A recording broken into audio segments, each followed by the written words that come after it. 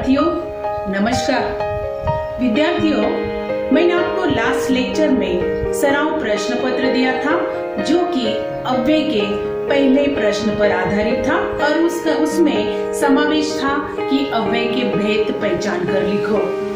अव्यय का ही दूसरा सराव प्रश्न संच मैं आपको दे रही हूँ जिसका आपको लेखन करना है और वह है अव्ययों का वाक्य में प्रयोग करना। तो इसके उदाहरण मैं आपको समझाती हूँ। सराव प्रश्न पत्र। विद्यार्थियों, यह प्रश्न पत्र मैं आपको अव्यय पर आधारित दे रही हूँ और इसका स्वरूप यानी प्रश्न का स्वरूप किस प्रकार है तो स्वरूप हम देखेंगे। प्रश्न दूसरा जो है 1 अंक के लिए रहता है। निम्नलिखित अव्ययों का वाक्यों में प्रयोग कीजिए, यानी शब्द दिया जाता है और वह शब्द आपको वाक्य में डालकर उसका वाक्य आपको बनाना है। तो प्रश्न मैं पढ़ रही हूँ। पहला शब्द है बहुत, दूसरा सामने और तीसरा किंतु।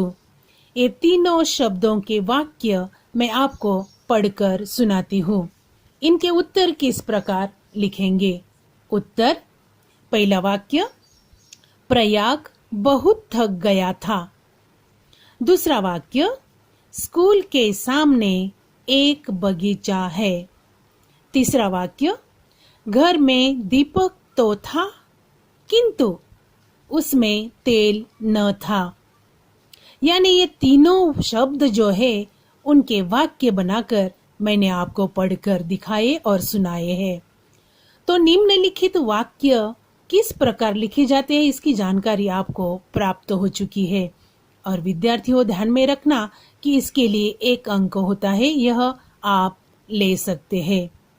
इसी पर आधारित 15 शब्द मैं आपको लिखने के लिए भी दे रही हूँ। इन 15 शब्दों का पठन मैं कर रही हूँ। 1 और 2 जहां, 3 अरे, 4 अक्सर, 5 इर्द गिर्द, 6 धीरे धीरे, 7 वहां, 8 कभी कभी, 9 भी, 10 इसलिए, 11 शायद, 12 या, 13 पर, 14 ऊपर और 15 बल्कि। ये जो शब्द मैंने आपको पढ़कर सुनाए इनके वाक्य आपको बनाने हैं और अपने बुक में लिखने हैं। अव्यय का प्रश्न दूसरा जो कि अव्यय का वाक्य में प्रयोग करो, यह मैंने उदाहरण के साथ आपको समझाया है।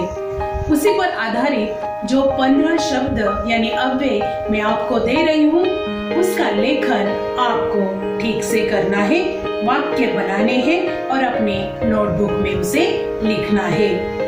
इस प्रकार यह अव्यय का दूसरा प्रश्न मैंने आपको लिखने के लिए भी दिया है।